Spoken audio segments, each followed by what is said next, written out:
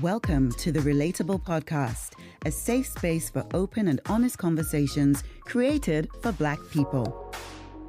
This podcast explores how we relate to one another in our intimate connections, friendships, family, and everything in between. Hosted by 3 Caribbean women. I am Fiona, a single mom. I'm Shaween, a very near empty nester. And I'm Shantrelle, a free-spirited monogamist. Relatable, because a shared journey brings hope. Hey guys, so we're back. And first of all, we have to send some love to y'all for the love that you have been showing us, man. My God. Thank you. Thank you so much. It is almost humbling, you know, to receive so much love from so many different people we've never spoken to.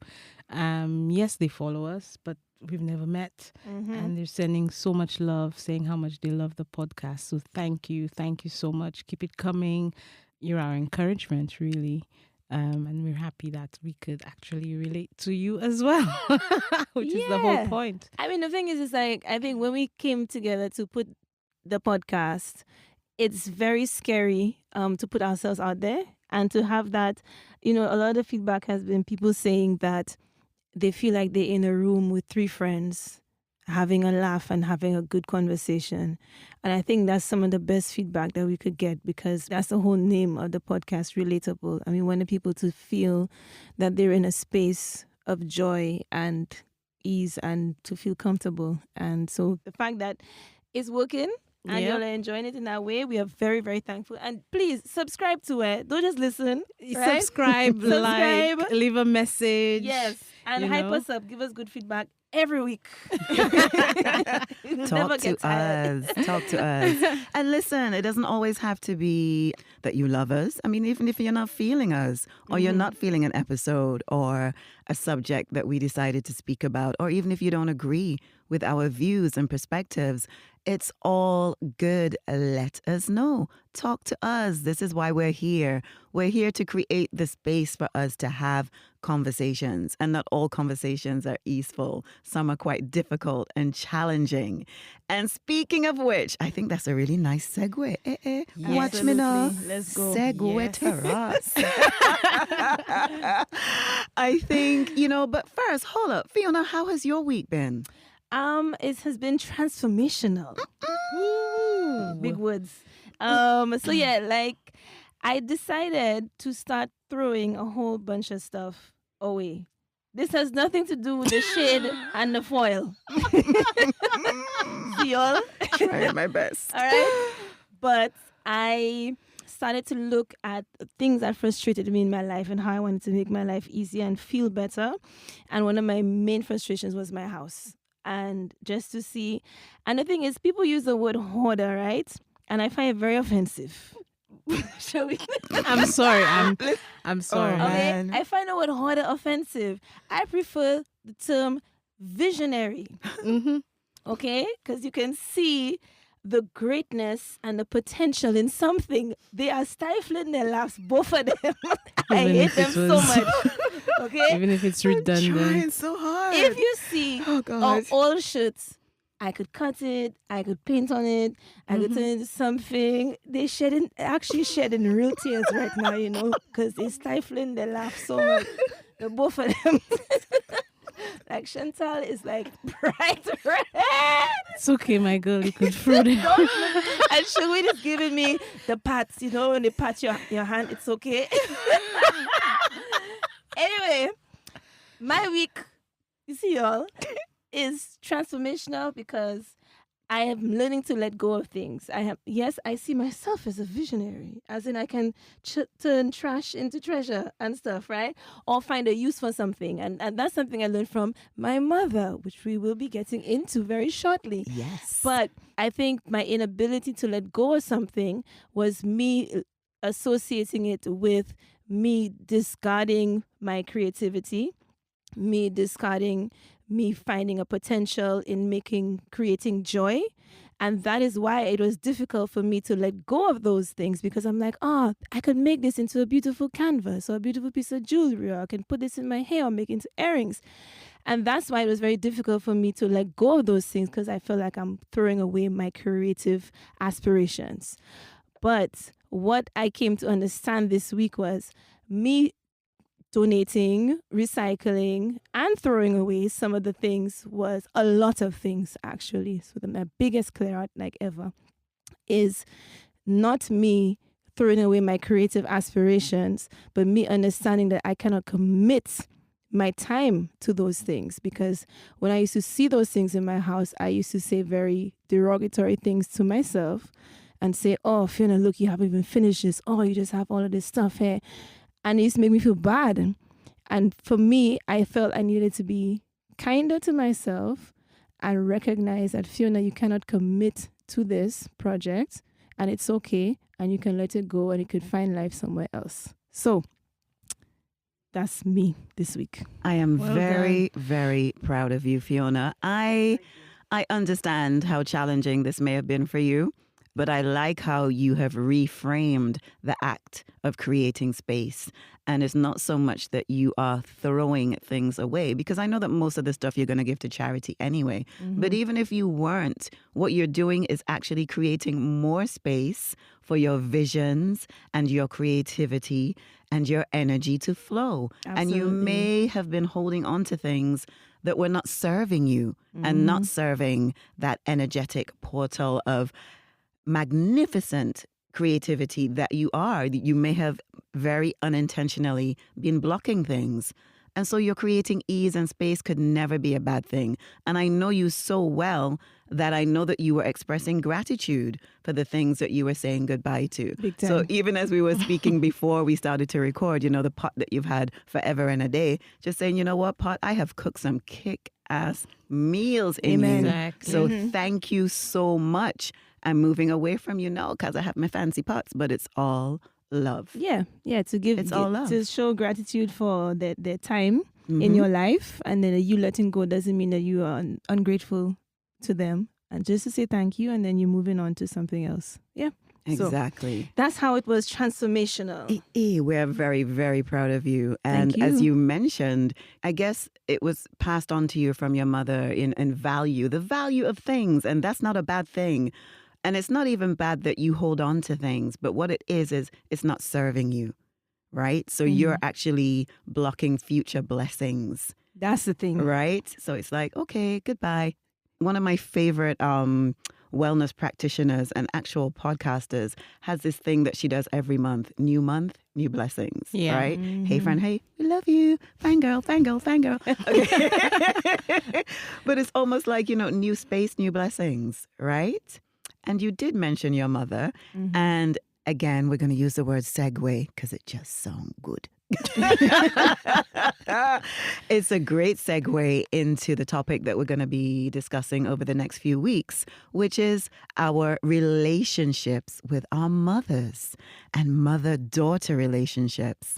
And this conversation pretty much came about from the release of Shantrelle P. Lewis's new film, In Our Mother's Gardens, which is on Netflix. And if you haven't seen this film, I urge you, please take the time, sit down, take off your phone, don't multitask. Just focus on this film. Get a glass of wine. Of course.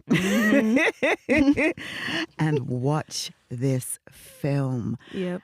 When I say to you, it's like a meditation, a libation, a benediction, affirmation, reclamation. Okay, I'm a rapper, boop. But it is all of those things. It's really all of those things, and it centers on Black women. It's so beautiful to see a story, a documentary that is focused. Yes, absolutely, we must speak of both trauma and joy, but it's such a beautiful balance, that even though there may be things in there that may trigger some people, it's still so tender in its presentation and the way the stories are told by these amazing women that Shantrelle has gathered from all over the world. Very amazing. Oh my women. God. Yeah. Listen. Okay, we don't even want to talk too much about it because we want you guys to watch it. But we speak about it only because it is almost like the inspiration for this conversation, relationships with mothers. So I took it upon myself, my inner nerd. Yes, I did. I went and I thought, let's have a look at the official Collins Dictionary definition for mother. Okay, that's interesting. Yes, I did. Yeah. I did. And according to the Collins English Dictionary, your mother is the woman who gave birth to you. You can also call someone your mother if she brings you up as if she was this woman. So that's very interesting, Chantal, because we know, obviously, you have no kids, but I am sure you have been called mother by lots. Probably nieces, Yes, nephews. For sure. When I read that definition, I actually felt it was a bit archaic, and it kind of, for me, it smelt of patriarchal energy, like, okay, defined by whom. Yeah. But to an extent, I had to also look at myself and say, but Shan, I have been guilty of saying I am not a mother. Not guilty, but because for me, growing up, a mother is someone who gives birth to a child and brings someone into the world. I didn't have the nuance back then to consider mothering, and the mothering that I may have already been doing within my community, even as a child, for other young people. I've never, only now as an adult and in continuously arming myself with knowledge and reading and searching and exploring things in the world, that for me, my understanding of mother and who represents that is very different. So seeing this definition by the Collins English Dictionary, definitely I was like, not too sure about that. But Sherween, it's all good. Yeah. Because at the end of the day, although I have not had the opportunity to bring a child into the world, I know now that I am a mother figure and that I even mother my friends. I'm very guilty of that. Honey, I'll be very honest. And for myself personally, I could see you. I don't know how you'll take it, but I see you as the mother of us as well, because you know how I could get, and we know how this one over there could get. Wow.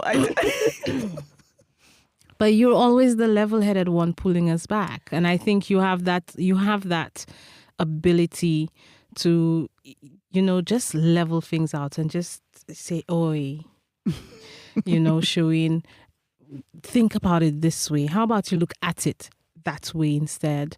Or just have a think. You understand? You balance it out. You give me like a completely different perspective. And it's not coming from a place that's emotional either. So you are able to make me see things from a different perspective. A lot of times. It's like Chantal. So for example, when you call your friend for advice, say man problems, right? Boy. A lot of your friends will say, fuck that Fuck man. him. That man is a dog. Do this and whatever. And Chantal would not do that. Chantal has actually taught me in terms of understanding perspective, and that she would actually say, well, you know what, perhaps this person is going through this specific thing, or to make us understand that it's not personal, that people's actions are not personal. Exactly. And then she gives like the most loving advice, wherein which we shift the focus back on us taking care of ourselves. So it's not like, fuck that man and this, or for you to pour yourself into someone else, but to pour all of this energy back into you. Yeah. So the suggestions would always be for us to look into ourselves, take care of ourselves, take time out for ourselves, and not be pouring the energy into the people who have hurt us, right? And into healing. Chantal's advice is always very, very centered on healing and being gentle to ourselves. I think Chantal was the first person in the world who ever said to me, be kind to yourself, right? I never heard that before. Because you always say be kind to others, but never be kind to yourself. And I think that's something that we don't do at all. So definitely Shantrelle is, I will also say, so, oh Lord, here we Shantrelle go. and I used to live together for a time. And I got to know Shantrelle, two things that make her very special amongst millions of other reasons. One, she will open Instagram and she will look at pictures or whatever, and she will be like, yes, girl, you go, girl, yes, love that. To like strangers. So it's like people, like she genuinely loves and champions people. If her energy resonates with someone, even if she's never met them, she genuinely would be there in her own space. No one is looking or listening, and she is vocalizing her support, right? One, and I don't see people doing that. Normally people on Instagram hating or being jealous or whatever, and she doesn't do that. Secondly, when she speaks to her nieces and nephews on the phone, on FaceTime, she will spend forever on the phone with them, okay? Most auntie, uncle, yeah, hi, how's school or how's nursery? Okay, what toy is that? Okay, pass the phone to your mother. Shantrelle would be like, what's that? Carrie? Oh my God, what's this? That toy? Where did you get that from? And she would have the longest, most loving and very encouraging conversations with these very small children. And it shows that is mothering. Now, in the film, it said, someone said, love is a verb. Yes. Right? Yes. And I think mother is a verb. So Shantrelle, you have been mothering more than actual noun mothers throughout your life. And, well, that took a turn. So yeah, definitely was. That's not how. Hey.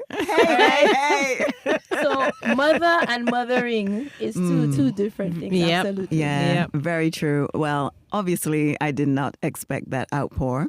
And my friends, knowing my friends, I'm sitting here now trying not to cry for a different reason. Okay, I will cry. I've I'll gone cry. from- All of us I've gone will start from crying and we don't crying want and that. laughter. We don't want that. And Fiona to like, okay, we're on our podcast. I am not going to cry, but I just may.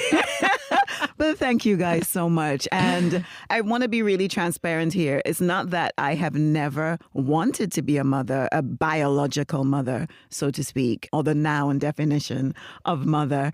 I have, and I have tried, and it just has not worked for me. And so that in itself has been quite a journey in accepting that, you know, biologically, I may not be able to bring someone into this world, but I can sure help to nurture people and to watch them thrive, and I can contribute to that. So that has been, it's been an unexpected journey, because I think even as a child, I always envisioned myself with children, with my own children, and not fully, of course, I wouldn't have known that I wouldn't have the opportunity to become a biological mother. And it's something that I am very open with. You know, I had the desire, but now, and especially now being at the age that I am, and, you know, I've had the conversations with, you're not too old, da-da-da-da-da. I know, guys, I know. But I also know biologically, because I have done many tests and many things, that my time has passed. And so that has been, I think, almost the closing of one chapter, and has allowed me to fully open myself up to mothering my community. And it's even, I think, played a part in my journey going in directions outside of what I expected or envisioned. And I'm really loving that I'm diving further into certain aspects of my life, my spirituality, my health, which is a hot mess right now. Donuts, okay. Donuts is life. Listen, though. donuts are life. Emotional eating is a thing. It's COVID. You know, I love you, body, for getting me through this pandemic, but my God. But my God. But seriously, yeah. So mothering is a beautiful subject, and we're going to turn the spotlight from myself. Thank you very much, guys. And actually kind of speak to Fiona. And, you mentioned something from the film where one of the women said, love is an action. Her grandmother had said to her, I may not say that I love you, but I show you in my actions. Love is an action. And I absolutely loved that. But in watching this film, that remarkable elder, the one who took quite a lot of time, Shantrelle spent quite a lot of time with her. And, some of the things that she was saying, and Shaween, I swear to God, I'm like, but look, Fiona. Look at Fiona. Look at this older version of Fiona. That's an honorable comparison. I love this. And I, for the life of me, I cannot remember her name. Is it Coco? Yes. Coco Selassie. Yes. That's it. And, we're That's trying. a gangster name. Gangster. There you go. Big time. And just the energy that she embodied for me, I saw Fiona, a couple decades from now. Yep. And so this is why I want to open up this conversation with Fiona, speaking about her own relationship with her mother. And so perhaps, Fiona, if you can start off by telling us what you feel that your mother has poured into you to even allow you and to facilitate you pouring some of those same things into beautiful Jariah. So what is it that you feel that your mother was amazing at pouring into you?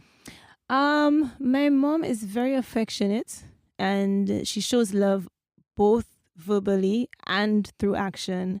She is, I think, probably the most loving person that I know. And I recognize how fortunate I am to have a mother like her. So she will tell you she loves you at the end of every conversation. Over the phone, she would write all of these loving cards, or she would do very, very kind and considerate things, sometimes too much. And this is when we get vexed. The main reason we get vexed with my mom is because she gives too much of herself. All of her children, she has 5 children. All of us get vexed with her for giving too much to us, to people who don't deserve it, to strangers, and she really does overexert herself by giving. So, of course, it is a positive thing, but we just see it's to her detriment, right? But what I've learned from her is that I think to show love, because everyone has different love languages, right? And you don't know what love language your children have.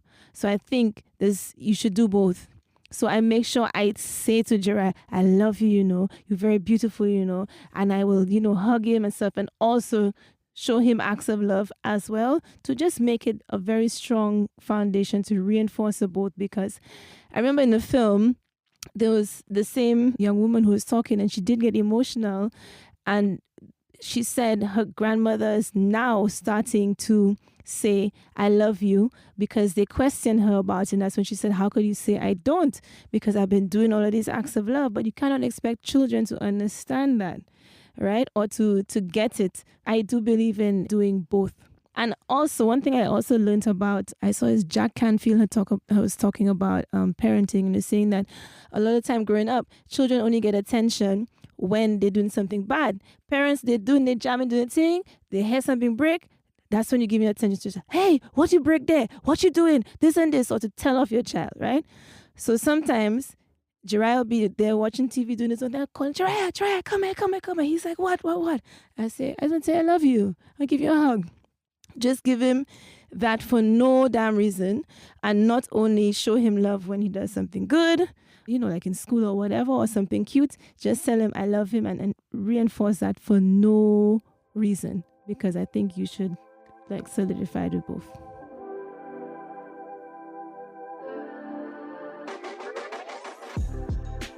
This week's session of Under the Mango Tree, we take a moment to reflect on the joy that is juve by the one and only Mr. Jean-Pierre Potillon. Because people just forget anything carnival related, anything culture related to this Caribbean space, have soul, have power, and have ancestral energy behind it. That is why they just get caught up in capitalism.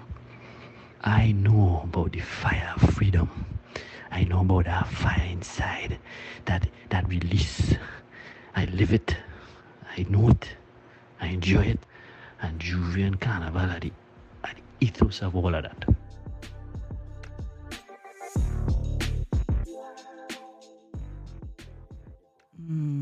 I love that. I really do.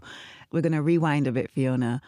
When you discovered that you were going to be a mother, what were you feeling? What was the moment? Can you remember the moment? Yes. Yeah? Yeah. Where were you?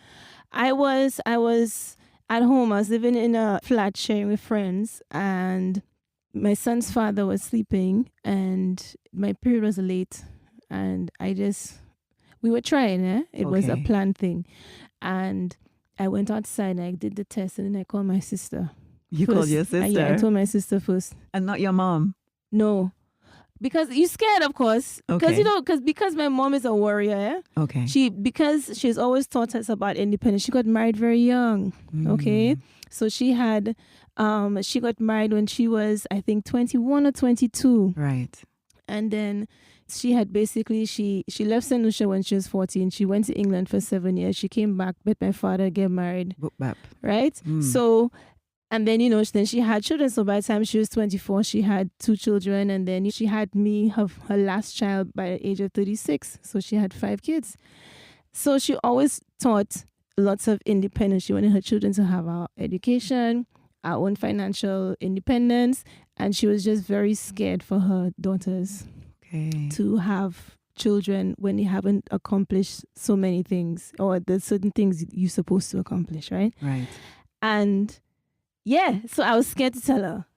But one thing about my mother, she worries, but she's always very supportive. And I mean, she loves Jariah. She loves all her grandchildren. So it was never, one thing, she never makes you feel bad about your decisions like that.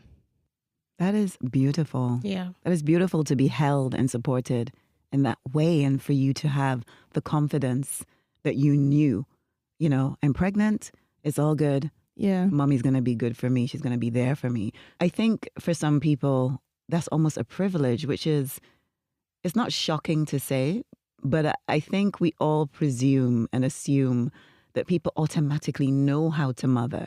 Right. And know how to do their best and know how to support. And so there may be people listening that are thinking, wow, that's really beautiful for Fiona, and that she had that experience, but that wasn't my experience. But for me, it's important for others to understand that it's also okay that their relationship with their mothers may not be almost, and I think I made reference in it to in an Instagram post one time where I said that I didn't have like a hallmark version of a mother-daughter experience, but that was okay. And I got so many floods of messages in my DMs saying, oh my God, I'm so happy you said that, because, I love my mother, but either our relationship is strained. And I think also one of the women in Shantrelle's film said that her mother was a drug addict growing up. So it was her grandmother who poured into her and who raised her and who mothered her. But that didn't negate the fact that she loved her mother. Absolutely. And that she knew that her mother loved her. But even as an adult, their relationship is strained. But that's okay. So when you hear stories like that, or versions of mother-daughter relationships that are not what yours were, how do you feel about that? I feel very lucky. Like, I don't want people to think that we have this hallmark, mother-daughter, or all of us have this perfect relationship. I think every relationship has its issues, right? But I do feel very privileged in terms of that my issue is my mother overgives. Right. You know what I'm saying? Or she overloves, that kind of thing. I think the good thing about her is that she shows concern without making you feel bad about your decisions in life. And I think that's one of the things why we don't like to open up to parents, because they make you feel bad, right? And I think it's trying to find the right balance between showing concern and worry without making you feel like shit about your life decisions. That's why a lot of us have reluctance to open up to our parents. But in terms of, we have to remember our mothers are humans, right? And they have their own things. Like in the film, try not to give away too much. I know, right? It's hard. It's so hard. It's very hard. Yeah. Such a great film. But, one of the young women were talking about her grandmother who had lost her mother and her two children in the fire. Oh so my that God. affected how in which she mothered her children, and she grandmothered her grandchildren to be very independent and strong, because you could lose everything at at any time. So you have to remember those things and kind of contextualize what these human beings have been through and what they know as love, what they have been taught as mothering, and, kind of understand those kind of things. So Beautiful. And Fiona, if you had the opportunity to mother biologically again, is there anything that you would do differently to the way that you have mothered Jariah? And if so, what would that be? And if not, how come? I think every parent thinks that they're a shit parent. Oh no. Yeah, we do. We do. Really? Yeah, Shaween, you feel like you're a shit all parent? the time, honey. All of my friends are amazing parents. Like All the every time. single one of Uno. Nah. I don't think I could Really? ever do enough. Yeah. Oh wow. Yeah, Okay. you never think that you can do enough. You compare yourself to the moms who look like they're being so perfect in the schoolyard. You're like, Yeah. Oh God. It's just, and what I would change, I think, is just my time management. I think one of the things that make me feel most guilty, even though I spend loads of time with Jariah, I always think I don't spend enough time with Jariah because I'm pulled in so many different directions through work and stuff, right? So I think I would love to just sit down more and have proper quality time, and that comes down to my time management. I enjoy showing him a lot of love and care, but he's a boy and he's also autistic, so his needs are different. So when I have, or if I have another child, No. I like when you said when. I think you should stick to when. Yeah. I Shall think we you should look stick at to when. Yeah, when. Yeah. boy. Yeah, obviously it's a completely different person. And then I'm also at a different stage in life. Jariah is already 10. So I think I cannot say it's when you start to connect with that person, then you kind of see which way is best to mother them. I just want them to always feel that I'm present, not just this figure floating around in the back, and that I can actually be a friend to them, not just a parent. And to have that balance, that's what I'm really trying to do, hopefully for the future, yeah. Okay.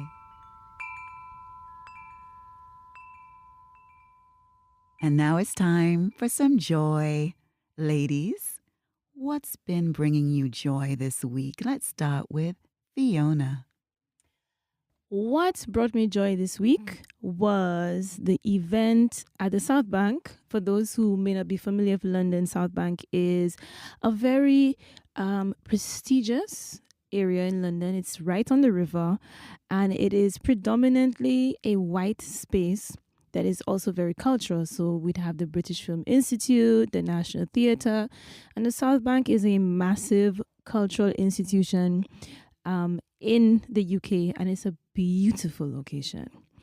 Now, having said that, it is not very often that you see Caribbean people winding up, dancing up, jamming up, leg cock up, pan playing, cowbell ringing, people singing. But that is what happened, because we had, Just Vibez curated a great event for Windrush Day. And I got there in the evening, and it was very beautiful to see the iconic London Eye in the background, and to see all of these London landmarks, and to see passers-by be so intrigued by our joy. And the fact that we took over that space, be it only for a few hours, but I think it's really important for us to kind of command and take over these spaces, and for our presence to be heard but also felt. And that brought me so much joy. Beautiful. Nice one. Nice It one. was a nice Fee. event for sure. It was lovely. Lovely. Sherween, what's been bringing you joy this week? Yeah, so this week I had some calls from some family members who needed help, who needed somebody just to speak to, needed somebody just to listen to them, to just probably tell them, you know what, you're not crazy. You're not crazy. We all need help. We all need somebody in our lives to speak to every now and then. We're not Superman and Superwoman. And it was just really, really nice that I was able to be that for somebody, for two people, in fact, completely from out of the blue. One of them is in Paris, and she's recovering nicely from after surgery, and I needed to go to Paris to be with her. I had to go be with her in Paris. However, I couldn't because I had prior engagements, so I couldn't go sit with her in the hospital. But just being on the phone with her every time she needed somebody to speak to, just to cry, just me on the other end of the phone while she's crying. I mean, just being there for her was really, really important. And I felt good. I felt good that I was there and I was able to do that for somebody. And another cousin of mine who just, again, needed somebody to speak to. He's going for a difficult time. And just being there for them, these things really bring me joy. And yeah, I mean, we don't try not to give too much of ourselves, but at the same time, it takes nothing to just listen to people and to just be there for them. So that made me happy this week. Oh, and if you guys can see the smile on Charlene's face as she recounted what was bringing her joy this week, it's in itself bringing me joy to see you smile. Yes. It's so lovely. This week has been a challenging one. With, and not without its moments of gratitude and appreciation, but it's been challenging for me.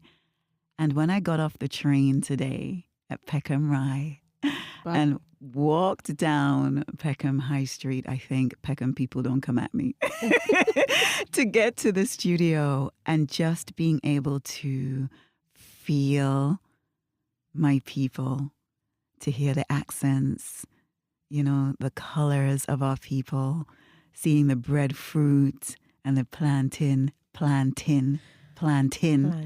Okay? Plantain. We're not starting We're this not war starting today. this war, not today. But and then I saw some tamarind, and some sweet potato and the mangoes. And it felt good. And I felt my shoulders drop. And I started to smile from the inside. And then, seeing you guys, and Fiona's just dyed her hair the deepest red. And just her natural curls pop in. The curls pop in. And all of this black joy. Yeah, man. That's what brought me joy this week, right here in this moment. Obviously, this episode goes out on a Wednesday, And so by then I would have had some other thing. But right now, being in Peckham, recording this podcast, sitting down opposite Sherween and Fiona, the smile and the hair is bringing me all the joy I've needed this week. That's very sweet. So nice,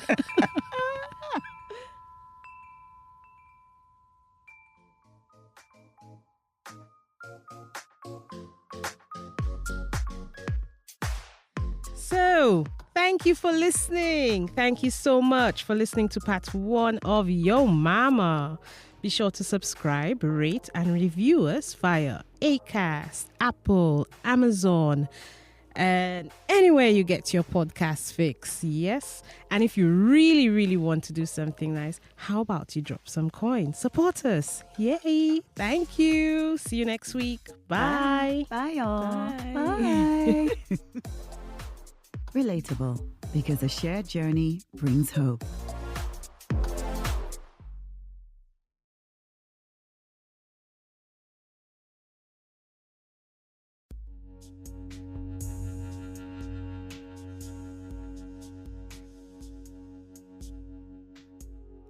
Hey everyone, this is Shantrelle from Relateable. And so we've done this as a little bonus, almost a way to say thank you for all of your support for our first few episodes. We've decided to share a mantra with you, which we've been using right now, especially as the world is still very much in a state of turmoil and shifting. So it's feeling really intense. And you may be experiencing moments of feeling untethered, and frazzled. There's this kind of intense, anxious energy that's been floating around. So someone contacted us and asked us, what are you doing to stay grounded and rooted and feeling a sense of belonging? And so I have decided to share just a little mantra that I repeat to myself that I shared with Fiona and Sherween just before we recorded this episode of the podcast. And it's something that comes from, I think he's a writer, and I really should have done my research before this, but this is it's very spontaneous. So bear with me. And it's something that I love repeating to myself. It's something that feels good when I say it. It's something that really gives me a moment of respite. And so I usually take a few deep breaths, and then I simply repeat, sky above me, earth below, peace within. Sky above me, earth below, peace within. Sky above me, earth below, peace within. And you can feel the energy just shift. And your shoulders may drop down. Your jaw may very gently start to unclench. And as you breathe deeper into those words, and every time you say them, you'll definitely feel yourself in your body. So I really hope that this helps you. I really hope that this brings some ease, and it's a gift from Relateable to you. Enjoy.